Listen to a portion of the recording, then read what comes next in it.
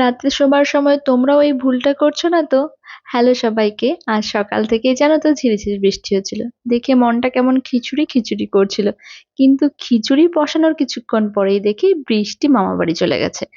অনেক চেষ্টা করেও তাকে ধরে রাখতে পারলাম না। ওইদিকে সোনাই বসেছে তার স্কুলের প্রজেক্ট নিয়ে। সোমবার তো ওদের গরমের ছুটির শেষ দিন, স্কুল খুলছে, তাই এত তোড়জোড়। সকাল থেকে প্রায় নাওয়া খাওয়া সব বন্ধ।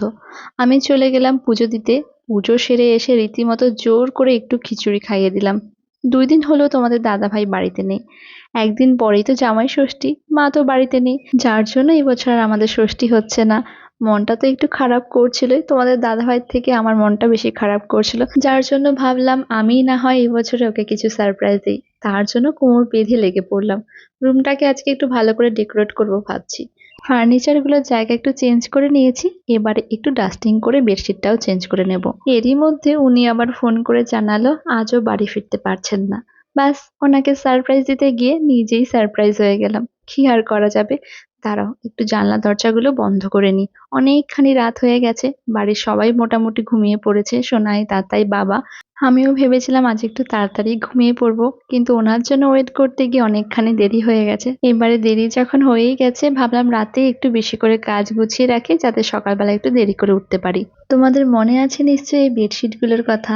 একসাথে দুটো নিয়েছিলাম, একটা হলুদ আর একটা অফ হোয়াইট। রেগুলার ইউজের জন্য এই ইয়েলোটাই ঠিক আছে, তাই না বলো? পুরো বেডশিটটা জুড়ে কি সুন্দর সুতোর কাজ করা। আমার এরকম হ্যান্ড এমব্রয়ডারি করা যে কোনো জিনিস না ভীষণ ভালো লাগে।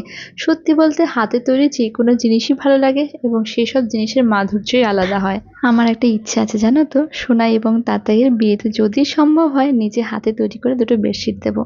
আর এইদিকে পিলো কভার চেঞ্জ করতে গিয়ে আমার তো একেবারে অবস্থা খারাপ হয়ে গেছিল। সবাই দেখি কি সুন্দর এরকম তুড়ি মেরে সবকিছু চেঞ্জ করে ফেলে, আমার দ্বারা তো হলো না। তাই সহজ সরল নিয়মেই এই বালিশগুলোকে জামা পরাতে বসলাম। আচ্ছা, তোমরা যারা নবদ্বীপ, কৃষ্ণনগর বা তার আশেপাশে রয়েছো, যারা আমার রেগুলার ভিডিও দেখো, তাদের যদি জানা থাকে কোনো একটা ভালো রেস্টুরেন্ট বা একটু সময় কাটানোর জায়গা মাদার সার্চ ছাড়া, তাহলে প্লিজ আমাকে একটু কমেন্ট করে জানিও না।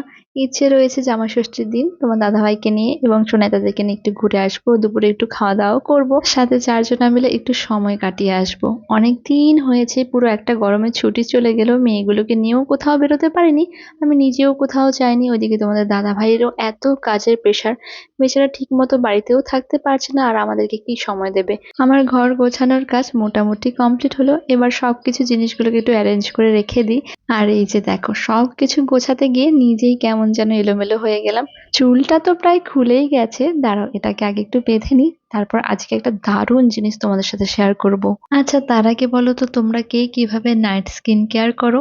আমি তো আগে নর্মাল ফেস ওয়াশ দিয়ে মুখটা ধুতাম এবং কোনো সিরাম বা ময়শ্চারাইজার লাগিয়ে শুয়ে পড়তাম। কিন্তু রিসেন্টলি আমি একজন কসমোটোলজিস্টকে দেখাই এবং উনি আমাকে সাজেস্ট করে যে রাতে অবশ্যই যে কোনো ট্যান রিমুভাল ফেস ওয়াশ কিন্তু ইউজ করতে হবে। কারণ দেখো, আমরা কর্মসূত্রে কিন্তু সবাই মোটামুটি বাইরে এদিক ওদিক ঘোরাফেরা করতে হয়। ইভেন যারা আমার মতো হোম মেকার রয়েছে তাদেরকেও তো একটু একটু বেরোতে হয়, কিংবা রান্না করতে হয়, আর রান্না করলেও কিন্তু অনেকখানি ট্যান পড়ে। তো সবার আগে এই ট্যানটা কিন্তু রিমুভ করা ভীষণভাবে জরুরি, যার জন্য আমি ইউজ করি নিউডের এই ট্যান রিমুভাল ফেস ওয়াশটা। আর এটা কিন্তু আমি আজ থেকে নয়, প্রায় 1 বছর আগে থেকে ইউজ করছি, এবং তোমরা আমার স্কিনটা দেখতেই পাচ্ছ। আমি একেবারেই ক্লোজ করে দেখিয়ে দিচ্ছি যে স্কিনটা কতখানি ইভেন রয়েছে, কোনো রকম কিন্তু ট্যান আমার নেই। যাই হোক, আমি ফেস ওয়াশটার লিঙ্ক তোমাদের জন্য কমেন্টে এবং ডেসক্রিপশনে 2 জায়গাতেই দিয়ে দিলাম, তোমরা একবার অবশ্যই দেখে নিও। তো আমার নাইট স্কিন কেয়ার তো মোটামুটি কমপ্লিট, চলো এবার শোবার পালা। তার আগে আরো একটা কাজ বাকি রয়েছে। তোমাদের দাদাভাইয়ের জন্য ফ্লিপকার্ট থেকে বেশ কয়েকটা টি শার্ট অর্ডার করেছিলাম, তো আজকে বিকেলে পার্সেলগুলো এসেছে, তাই একটু খুলেও দেখে নিলাম যে কোনটা কেমন এসেছে। সবকটা টি শার্টই দেখলাম বেশ ভালো এসেছে এবং কোয়ালিটিও ভীষণ ভালো, তবে দেখা যাক ওনার পছন্দ হয় কিনা। ওনার আবার ভীষণ কোয়ালিটি নিয়ে ইস্যু আছে, একদম পিওর কটন না হলে পরতেই পারে না, ওর নাকি কেমন র্যাশ হয়ে যায়, এই হয় সেই হয়। 3টে টি শার্টের মধ্যে এই ব্লুটা আমার সব থেকে বেশি ভালো লেগেছে। যদি এটা ওনার পছন্দ না হয় তাহলে ভাবছি আমি রেখে দেবো। তো চলো এবারে শোবার পালা। আশা করছি আজকের ব্লগটা তোমাদের অনেক ভালো লেগেছে। আর যদি ব্লগ ভালো লেগে থাকে তাহলে অবশ্যই একটা লাইক এবং একটু কমেন্ট করে দিও।